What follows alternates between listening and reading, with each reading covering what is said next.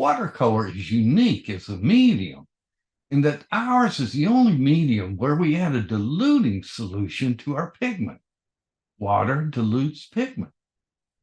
If you're looking to make a richer, gutsier statement in your watercolor painting, there's some relationship or progression of water to pigment that I want to make you more aware of. Let me show you what I mean. To achieve rich, exciting paint quality in watercolor, it's imperative that we have soft pigment available. If the pigment in my paint wells has dried, I find it's not necessary to dig them out and start over. But in order to loosen dried pigment, I take a few minutes to revitalize the paint with brush and water, then add a little soft pigment to them. I find that the colors I use most often will stay soft or tacky for several days. But if I haven't used a particular paint for over a week or so, they skin over and need to be juiced up. First, I give them the touch test. Manganese blue, fine. Permanent magenta, fine. Turquoise, needs some help. I haven't used Prussian blue in several weeks. Lamp black also needs to be brought back to life. With my 1-inch flat brush, I give my turquoise a few healthy brush loads of clean water to the well and spend a minute or so agitating the pigment. Once the pigment begins to relax, I then squeeze a little fresh pigment on top.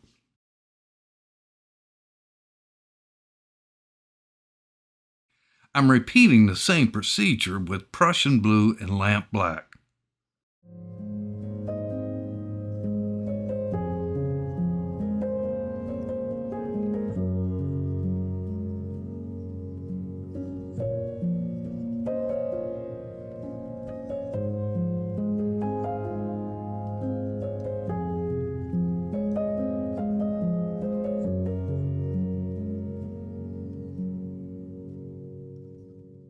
Now I'm ready to paint.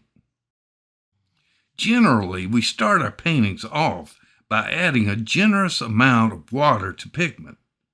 I'm making these portions up, but I'm saying it's about 4 parts water to 1 part manganese blue, and then deliver to the page.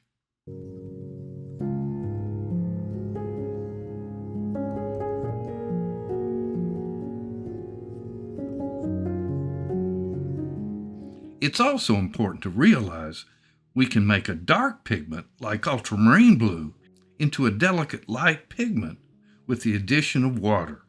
The more water added, the lighter the pigment becomes.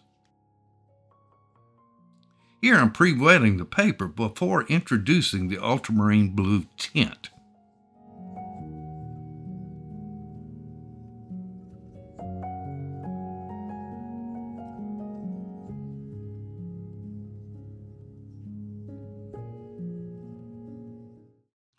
Once the light washes have been applied, we now move down the value scale to the light middle to middle value range. I'm not using darker pigment. I'm still using manganese blue, but I'm changing the portions. Now it's about 2 parts water to 2 parts pigment, which places the pigment in the light middle value range. The same 2 parts water to 2 parts pigment pushes the ultramarine blue into the middle value range. Okay, now comes the heart of this paint quality lesson. First, I towel the water out of my brush and again reach into manganese blue. But now the portions of water and pigment change again. This time, it's 1 part water to 3 or 4 parts pigment. Just enough water to make the pigment soluble or transparent. This will give your paintings the gutsy richness that watercolor can provide. This progression of portions of 1 part water to 3 or 4 parts pigment is repeated with the ultramarine blue.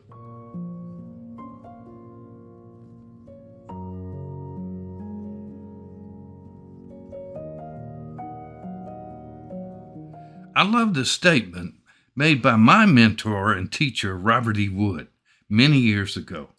I don't even remember the question I asked, but I'll never forget the answer. He said, with watercolor, we learn fastest through experimentation. Let's take a few minutes to do some paint quality experiments. I want you to start out abstractly so that your total focus will be on paint quality rather than subject matter. Toward the end of the painting, if a subject presents itself, it's okay to follow it, but keep your attention on the progression of portions of water to pigment.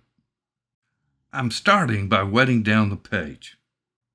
I begin with a touch of cerulean blue and a healthy amount of water.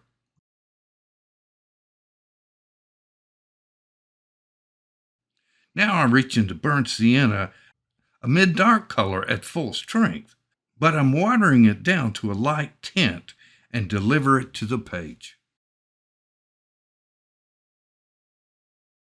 Now I'm reaching for another middle dark color, permanent magenta, and also water it down to a light tint and bring it to the page.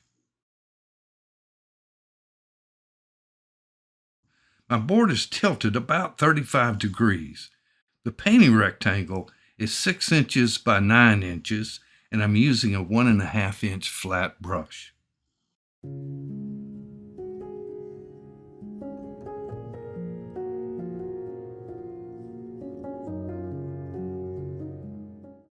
I almost always want to save a little white paper in this first light value stage. So I pause to blot up some of the pigment and now dry the page.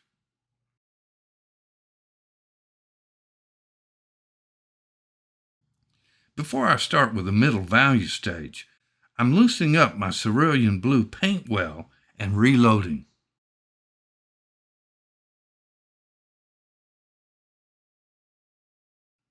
Again, I'm making these portions up, but my pigment mixture to water mixture is about 2 parts each.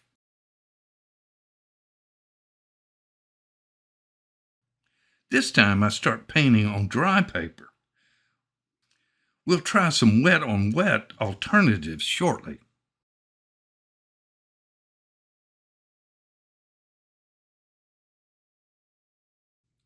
Now I place fuchsia into the cerulean blue mixture at about an even amount of water and pigment.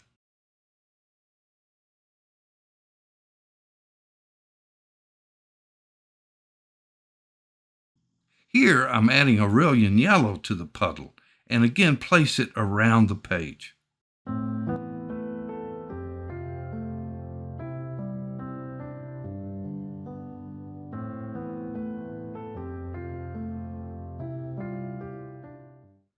I'm judging the paint being applied to about the middle value range. Now burnt sienna is applied to the puddle and again delivered to the page.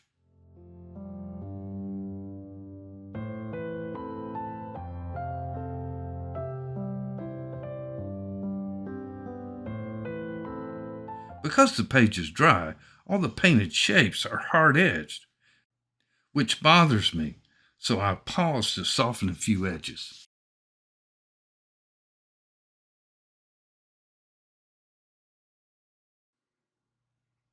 Now I'm introducing about a 50-50 mixture of fuchsia to the palette and mix aureolin into it and up to the page.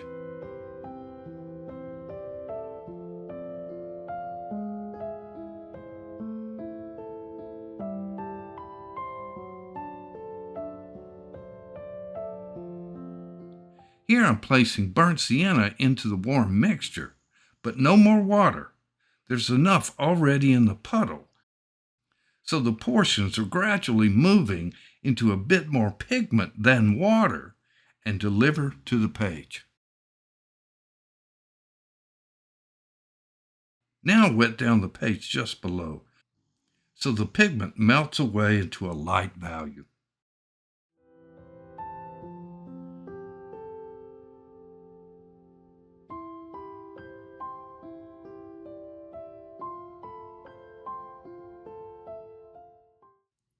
Here I'm mixing a green with aureolin and cerulean blue without any added water.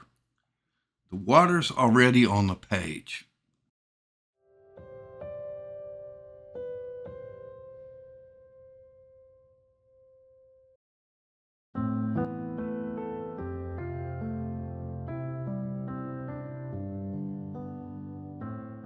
Now I reach into cerulean blue and swirl it around on the palette. The only water added is the water on my brush after I've rinsed it. So again, the water pigment portions are pigment dominant.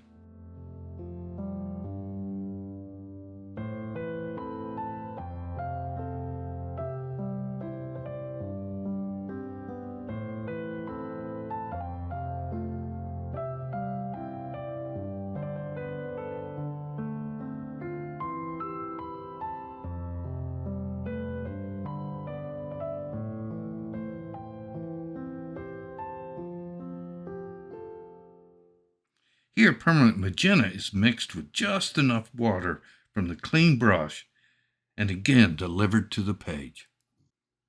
This makes a rich, dark accent.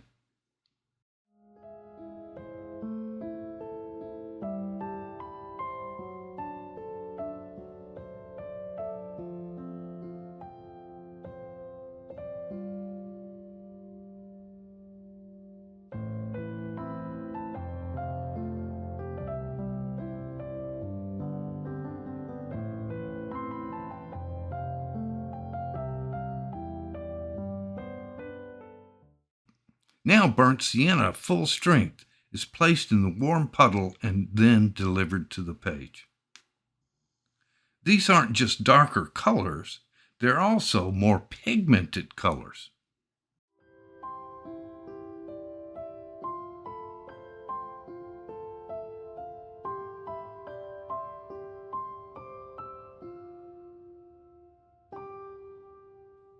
We see the paint progresses down the value scale, but thinking in terms of paint quality, also realize the painting progresses from a delicate tint of color, and mostly water, to an equal mixture of pigment and water, to a dominant rich mixture of pigment with just a touch of water.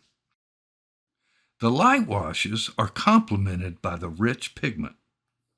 The rich pigment is complemented by the delicate washes. Okay, let's try a variation of this paint quality experiment. Again, our focus will be on the progressive portions of water and pigment. Again, I'm wetting down the page, but carve around a few saved whites.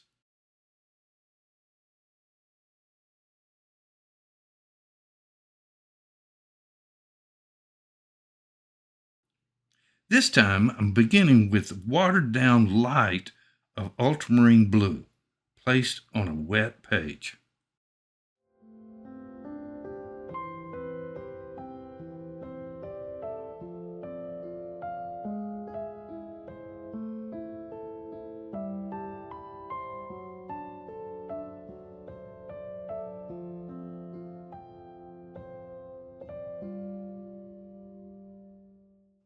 A watered down light of permanent magenta now is introduced.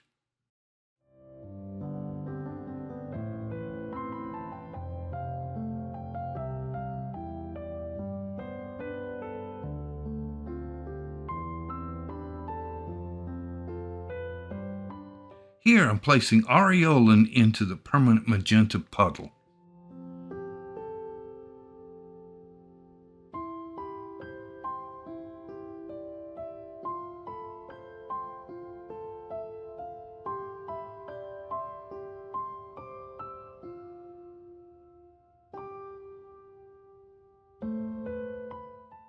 Now a little more ultramarine is applied to the wet page.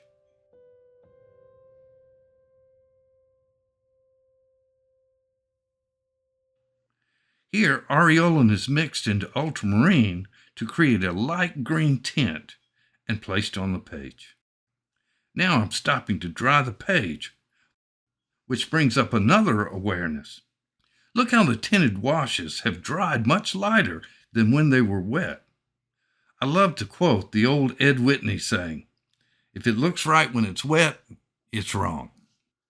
Another way I compensate for this, after the first wash has been dried with a hairdryer, I re-wet the page and apply a second wash. The underlying wash won't be disturbed if it's absolutely dry, and I wet it with a light, delicate brushstroke of water. Permanent magenta and aureolin are mixed and applied over the areas of the first wash. I'm not adding water to this mixture, so it's a bit more pigmented light to light middle value.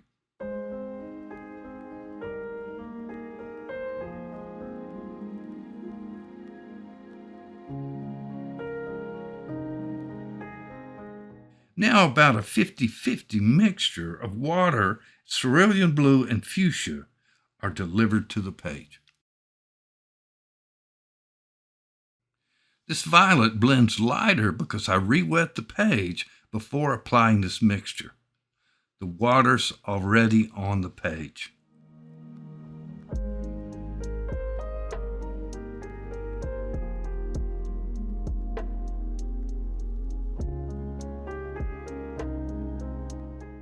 Now a 50-50-ish mixture of cerulean is introduced into the violet and counterbalanced on the page.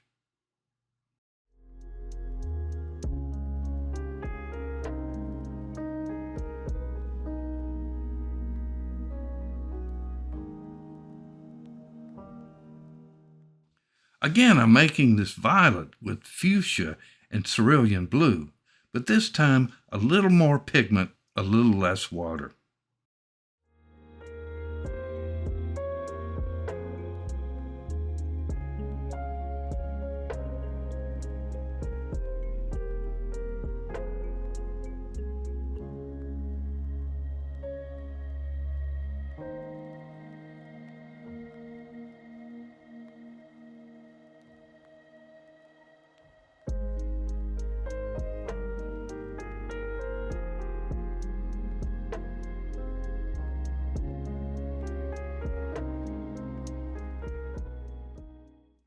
Again, I'm reaching right into my cerulean blue well and deliver it to the painting. For the second time, I'm stopping to dry off the painting. Now that the page is dried, I'm using a plastic credit card to create a semi-soft edge or two.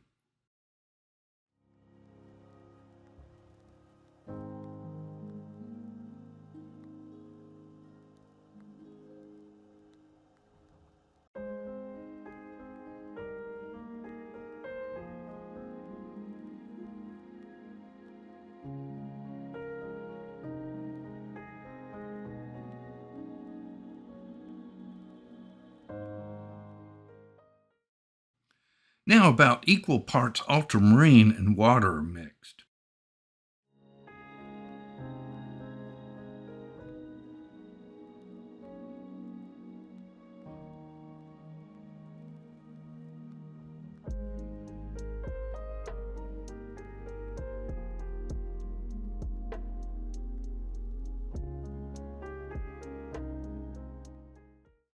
Now a second rich ultramarine blue is placed into the wet pigment. Why didn't I add water? That's right. It's already in the wet mixture on the page.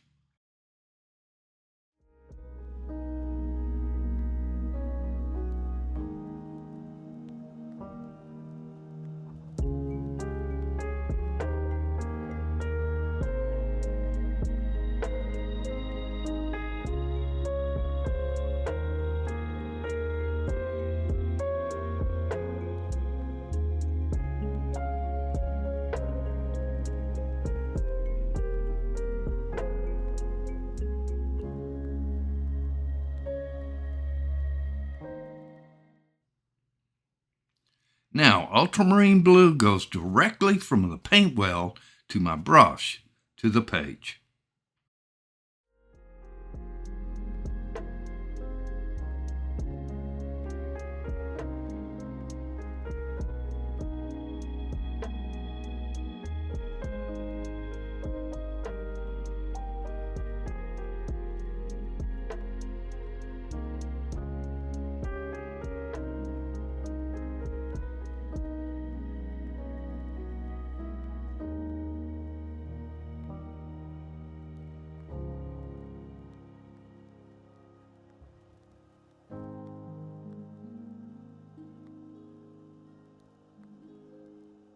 Okay, here comes the power of rich, dark pigment of ultramarine blue and permanent magenta.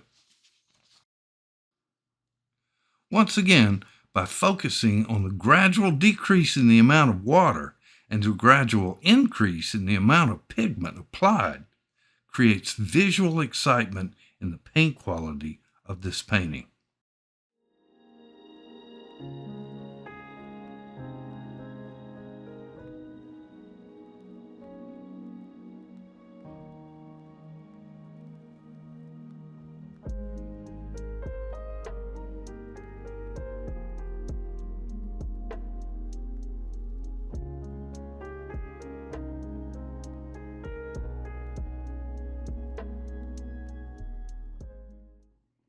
Now permanent magenta is applied.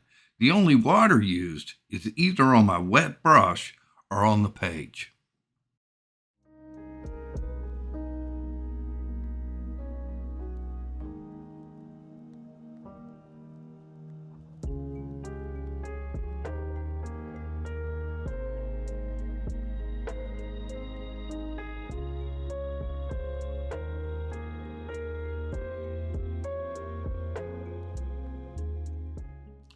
Here the foreground is re-wetted and a green mixture of cerulean blue and aureolin is mixed on the palette.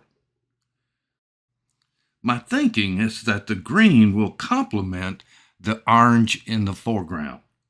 But as soon as I place it on the page, I see it's not working, or at least I don't like it. So right away, I'm reaching into fuchsia full strength and overpower the green and then counterbalance.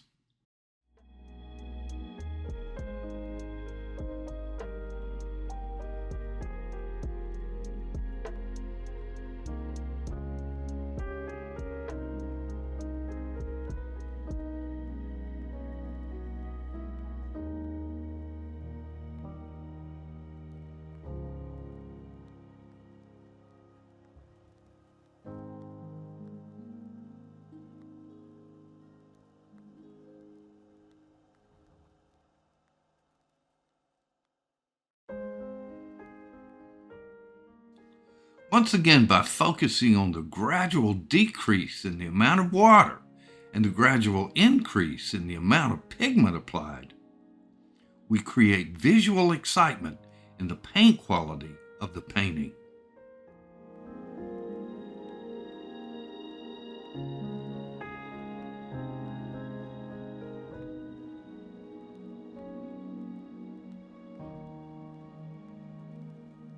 Let's try one more version of this paint quality exercise. Again, I'll start with just a minimal hint of a subject matter, so my attention is focused on the portions of water and paint. As before, I'll carve around a saved area of white paper and wet down the page. This time I'll begin with a 4-to-1 mixture of turquoise. Now I'll touch a bit of aureolin into the turquoise for a greenish variation.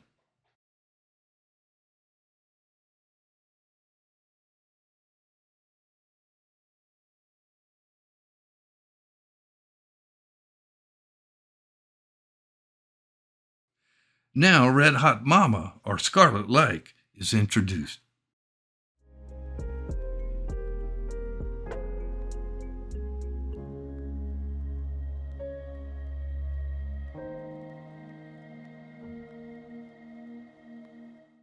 Here I'm introducing an equal mixture of turquoise and water into a saturated page.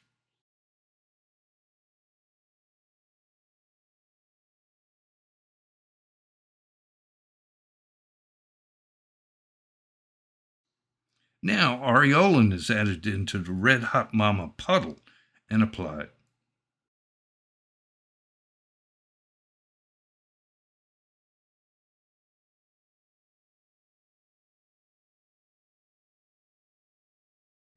Now an equal amount of Red Hot Mama is mixed into the puddle.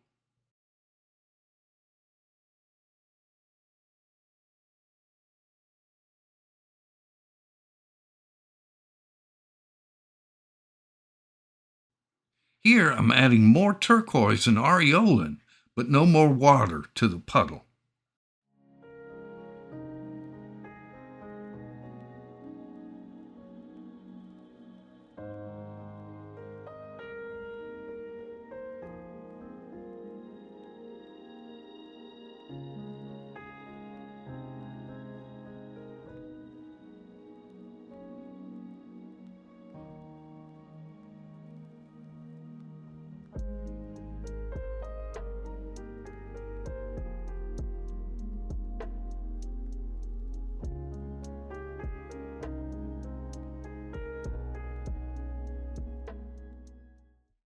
Now pre-wetting parts of the saved white and deliver a more pigmented than water mixture to the rock or island-like shape.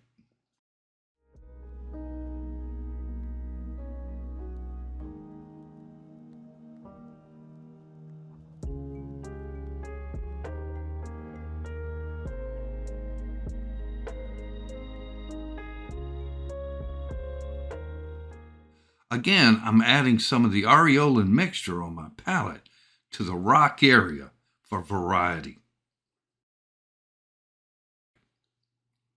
Now a greener tone is mixed and introduced for more color variety as well.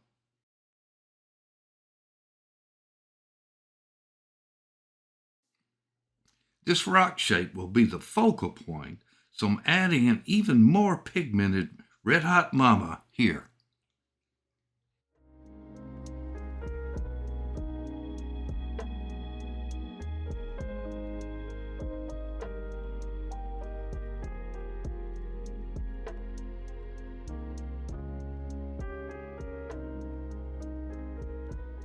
Now I reach into Joe's blue or phthalo blue with a damp brush and deliver this strong transparent color to the page.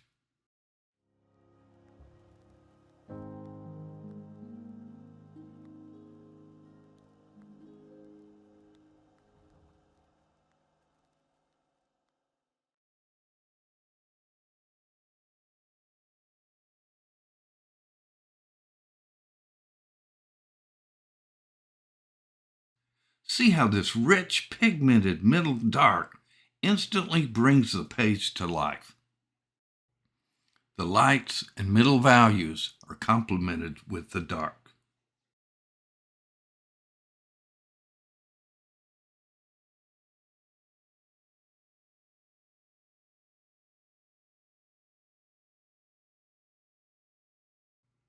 And now I switch to a mostly burnt sienna, little bit of Joe's blue for variation in the darks on the rock.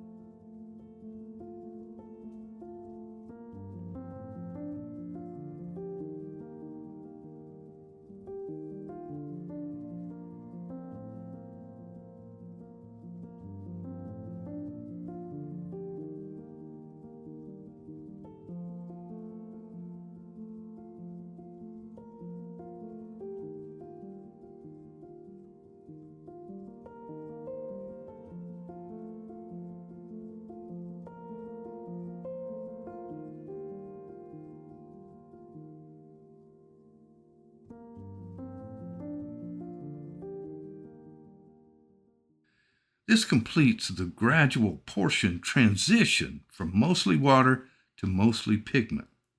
However, the painting appears to have nice fresh light tints and rich gutsy darks, but lacks a transition through middle value. I always try to paint through middle value. Middle value adds body to the work. Middle value is the linkage between the lights and the darks. Don't be afraid to re-wet and adjust the strength of values toward the end of the painting. The key is to make absolutely sure these first washes are completely dry. Here I'm pre-wetting the foreground and middle ground and deliver a well-pigmented brush of turquoise, followed by well-pigmented touches of Joe's blue.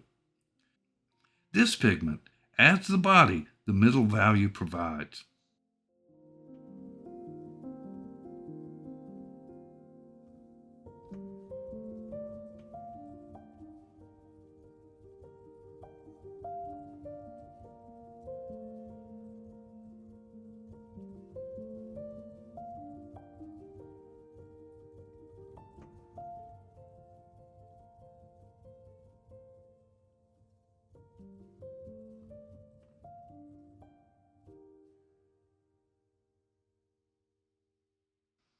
Now stop to soften a few edges.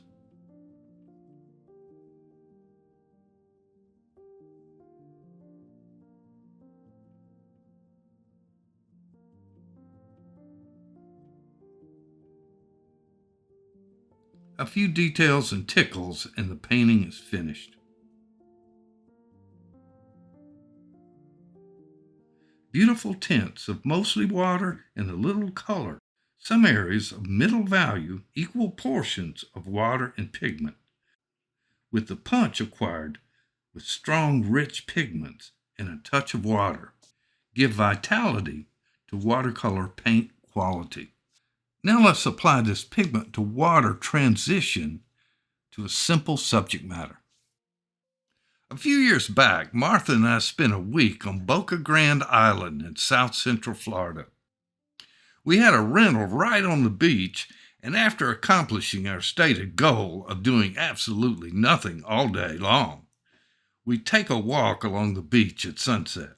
What Mississippi artist Walter Anderson aptly called the magic hour. One thing I've learned over the years about painting sunsets is don't try to copy the photograph.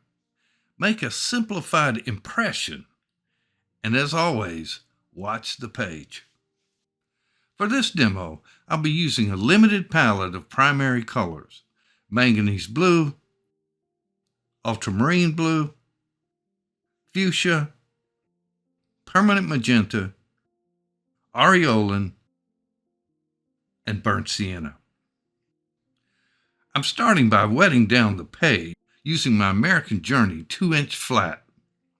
As before, I'm making these portions up, but for my lightest wash, I'm mixing 2 parts water to 1 part pigment, also considering the page is pre-wetted. So the portions are actually approximately 4 parts water to 1 part pigment. This first wash is an equal mixture of aureolin and fuchsia, followed by strokes of just fuchsia.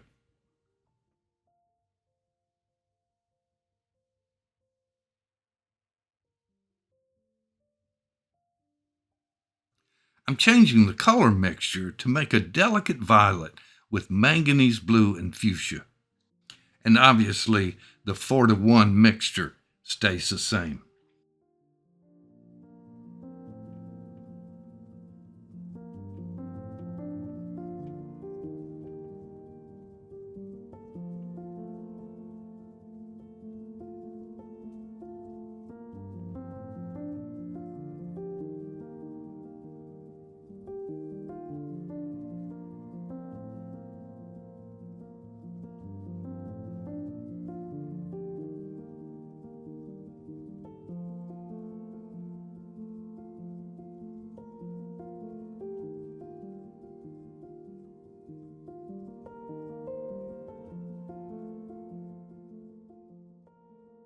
I want many variations of subtle color change in this first wash.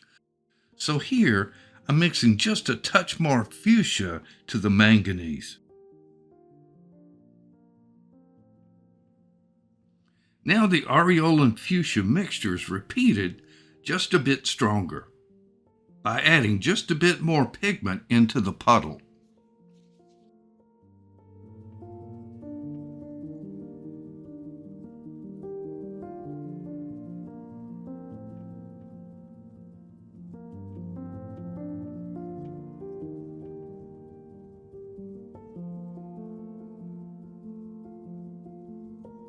Now more manganese is added to the violet mixture for the first wash of water. Now I mixed aureolin with manganese for the green of foliage.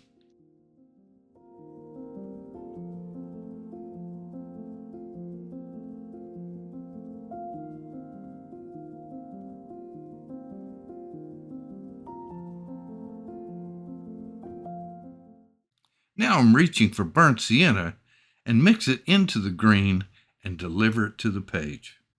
It appears a bit stronger in value, but because the page is saturated with water, it blends quickly to a light value.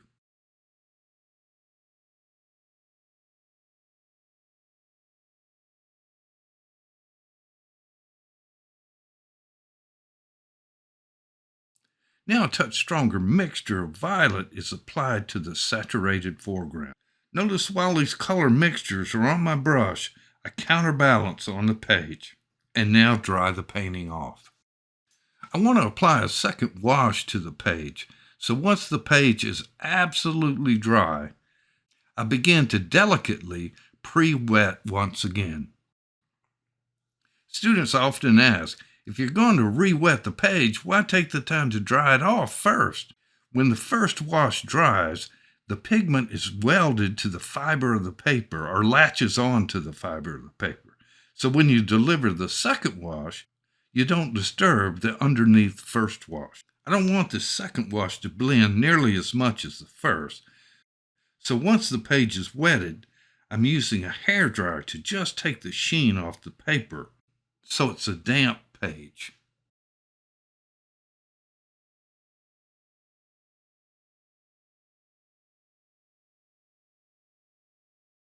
I'll begin with my 1-inch Winsor Newton flat brush. And again, making up these portions. But notice I'm using the same 3 light primaries of manganese blue, fuchsia, and aureolin, but increasing the pigment mixture just a bit and decreasing the water just a bit.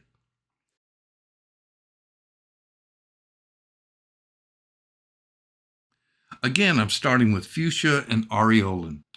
Notice the wash blends, but not nearly as much as the first wash. Less water, more paint. Now I mix a violet with manganese blue and fuchsia. As before, I mix different amounts of fuchsia and manganese for little color variety.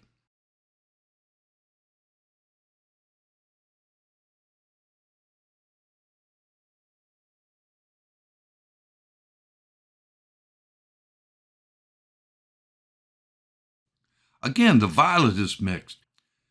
I add more manganese than fuchsia for color variation.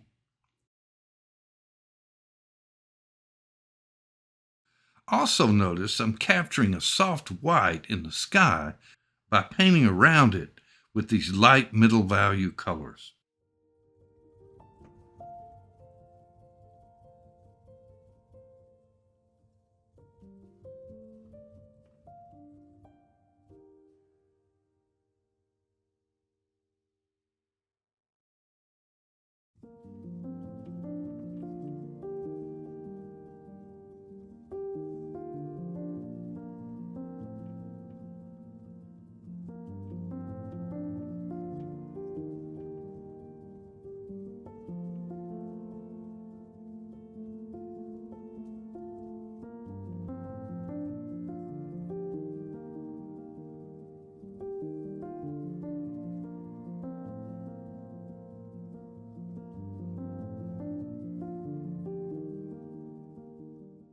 The page is just a touch dry here, so with a damp brush, I'm softening an edge.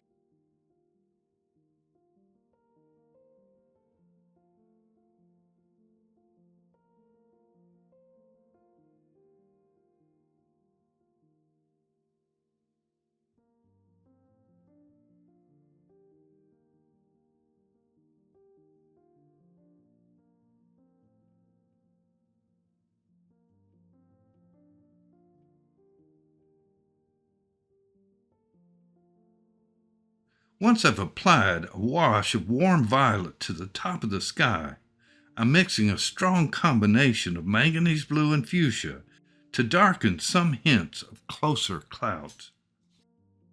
Because the sky is now wet, I'm not adding any water to this violet mixture.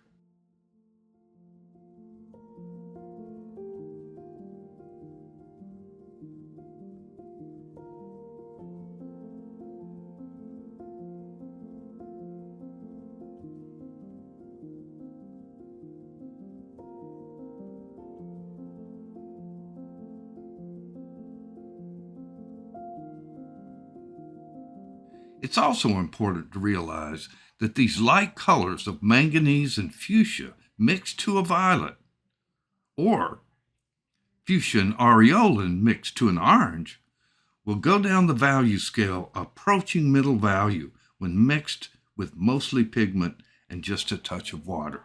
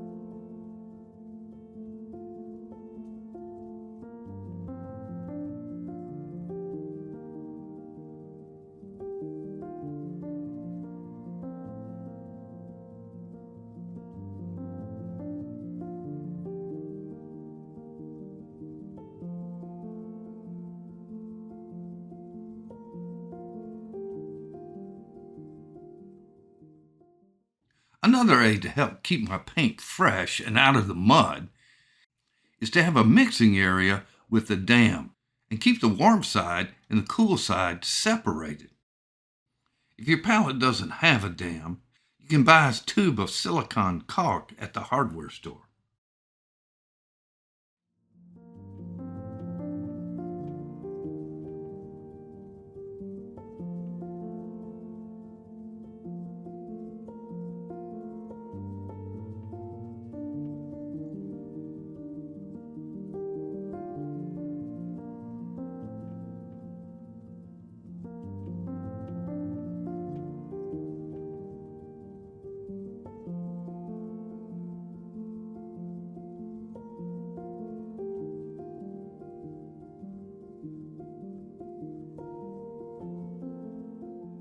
Also notice, as the sky gets gradually darker, the sky light is more pronounced.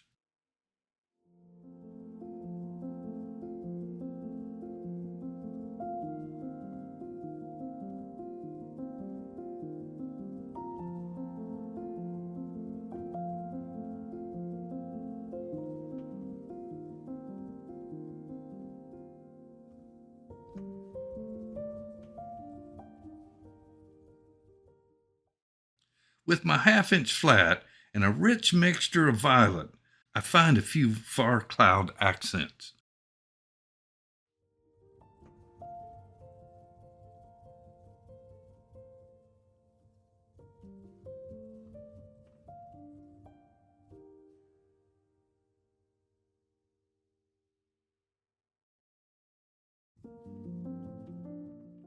The far landmass has dried, so before finding trees there, I'm pre-wetting the area with my half-inch flat.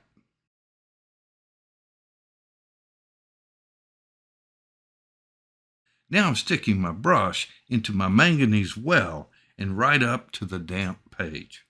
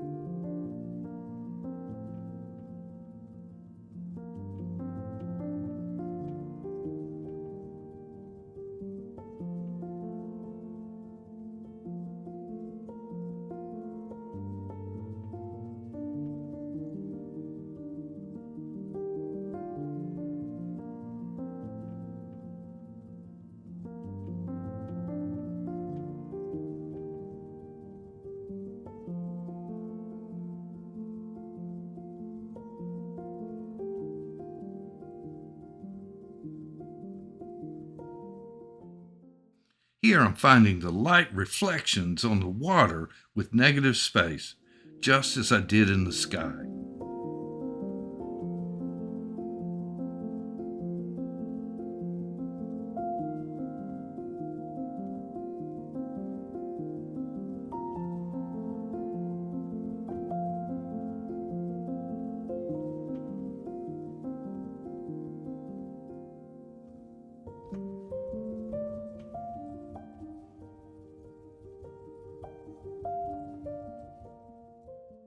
Now I'm pre-wetting the foreground and reach into burnt sienna with minimal water on my palette and deliver it into the foreground. The mixture is mostly pigment and a little touch of water, as the area was pre-wetted. The portions are now about 3 parts pigment to 1 part water. Here I'm mixing my darker red permanent magenta with manganese blue, again with the same portions of 3 parts pigment to 1 part water.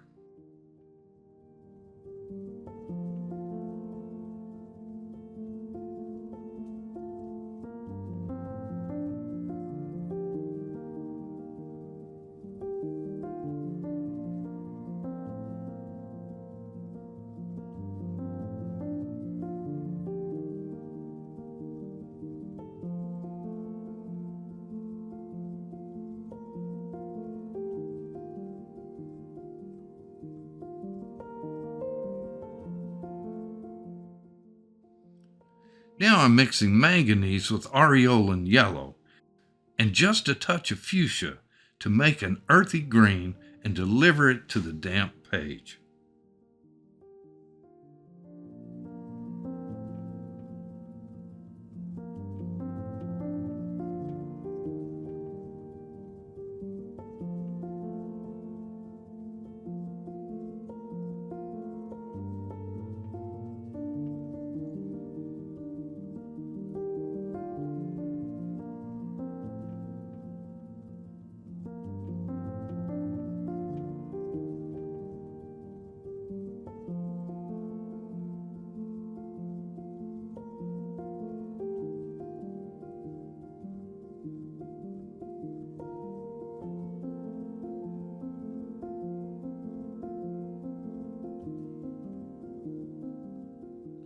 Here I stick my brush into soft manganese pigment, swirl it to a smooth consistency on my palette, and apply it to the painting.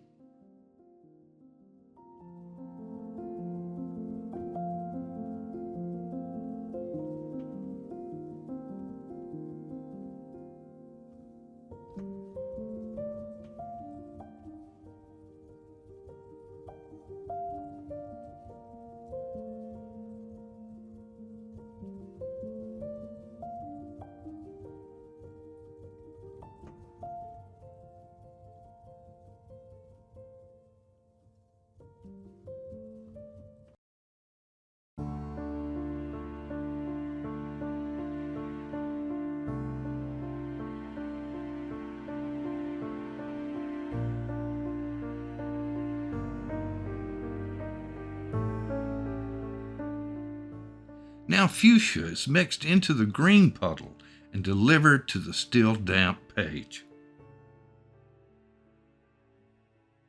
As much as possible, I'm placing warm mixtures over warm washes and cool mixtures over cool washes.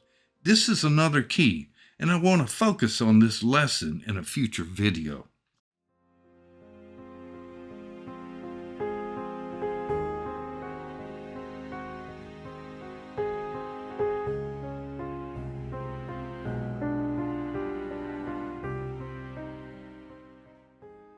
Now back to a rich manganese mixture.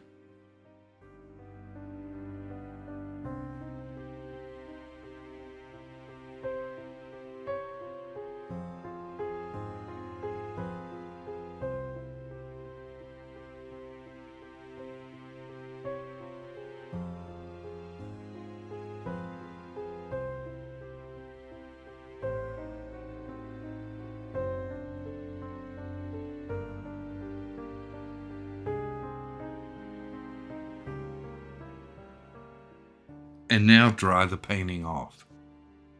This old ruler with coins taped to the bottom so it stands off the page just a bit is a useful tool to make a nice straight dry brush sparkle on the water and a straight line of reflections as well.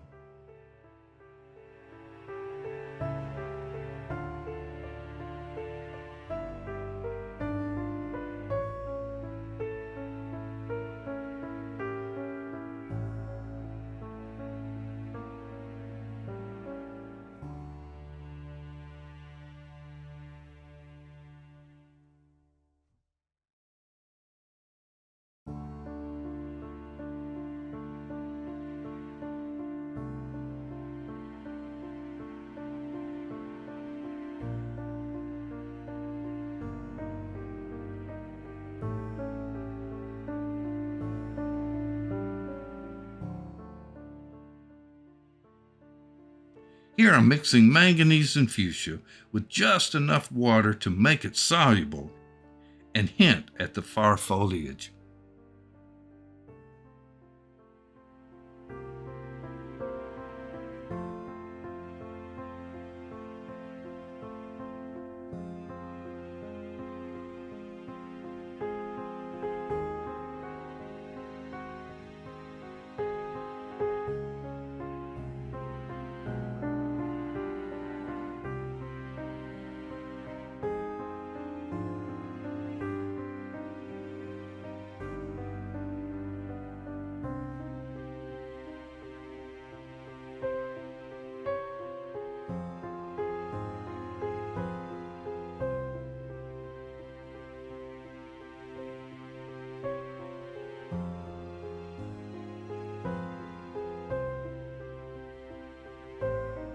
Compare the strength and richness of this pigment to the watered down same mixture of manganese and fuchsia in the sky just above it.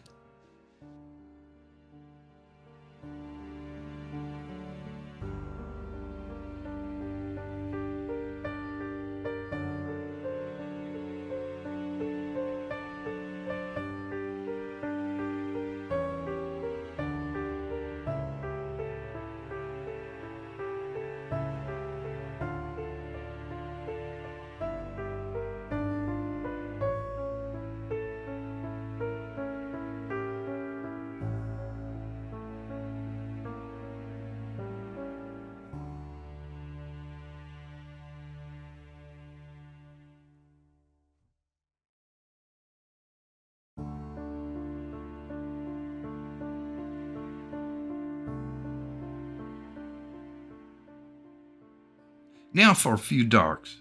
This is permanent magenta and ultramarine blue, again with just enough water to make it soluble.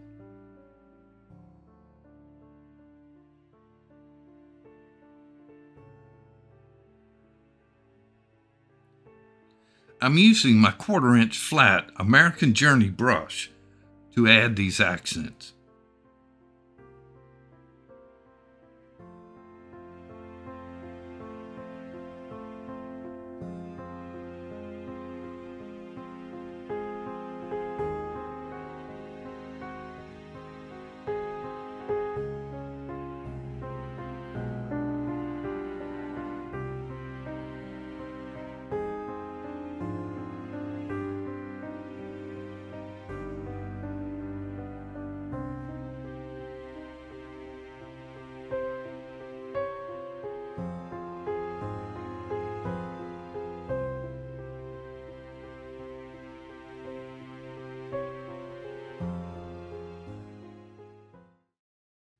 Now I'm mixing burnt sienna into the dark violet for some color temperature variety in the foliage.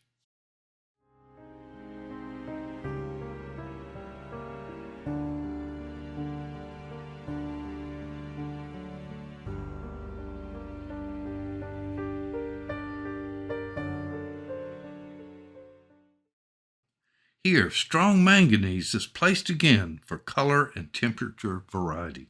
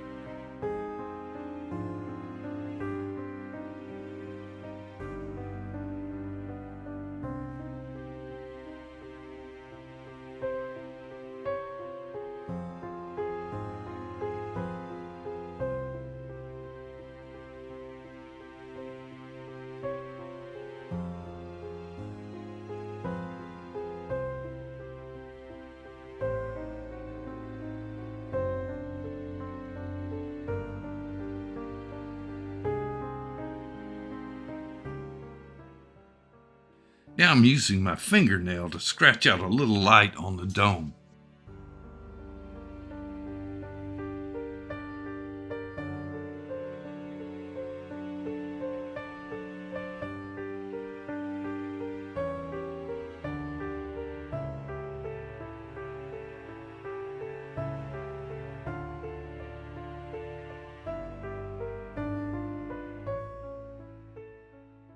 And while my finger is still on my hand, I'm scratching out a few light details as well.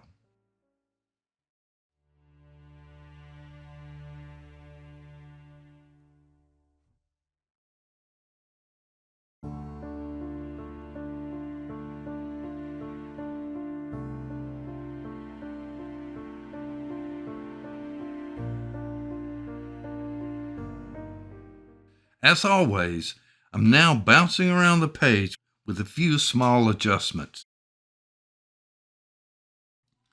I often catch myself telling students to make it darker, but sometimes what I really should say is to make it more pigmented. In my workshops, I often teach what I call the traditional approach, starting with light colors, then moving into or mixing into middle value colors, and gradually finishing up with the darks. That is a value concern. However, there's another concern that we need to be aware of.